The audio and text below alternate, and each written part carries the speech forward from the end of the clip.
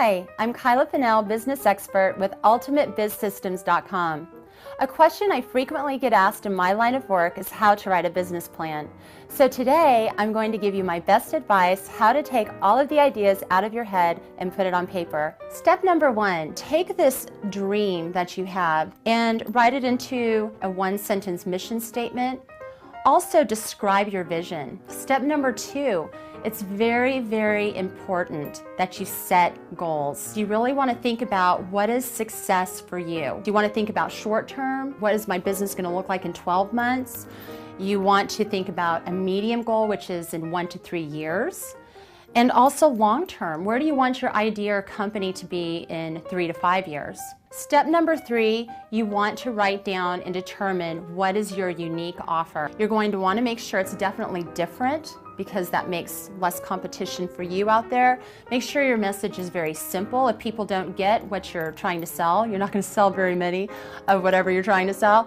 Make sure it's very narrow and tight. Again, you don't want to service everybody. And the perception of your unique offer to your customers must be one of very high value. Like they're going to dig into their pocket and pull money out and pay you for this. Step number four is your marketing. Once you've defined your unique offer, how are you going to get the word out to people? How are you going to, make the product or service attractive to those that could potentially buy it?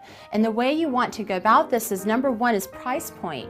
There's a certain price that people that are willing to pay for whatever you have to offer. If it's too high, then your business may suffer. If it's too low, then maybe it devalues it. So you really want to think about the price points, do some research on what other people are charging for something similar. The message, what do you want when people think about your product and service? What's the feeling you want them to get? And how are you going to get that word out? Once you finally define what your message is and what you're all about, think about all the multiple ways that you can get the message out to your community and to the world. Step number five is you want to research the demand. This is so important. By studying the competition, maybe you're not as unique as you thought you were. Also, saturation. If you have one cookie that 100 people are wanting, they're all buying for that one cookie, you can charge more for the cookie, right?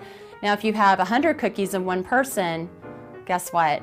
It's saturated with cookies, so I don't think there's not going to be a high value for that cookie. So really make sure that your market share is going to be strong when you enter in and that it's not oversaturated. Step number six is the market. You can research whether the market that you're getting ready to enter into, is it booming? Is it declining? It may not be something that you want to even enter if you find that this is a dying industry and market. Step number seven, your customers. You want to really define who is going to be buying your product and service. For instance, Harley Davidson, they know that their customer is a 47-year-old accountant. You may be thinking, wow, that is really, really specific. The more focused you can get with who your customer is, guess what?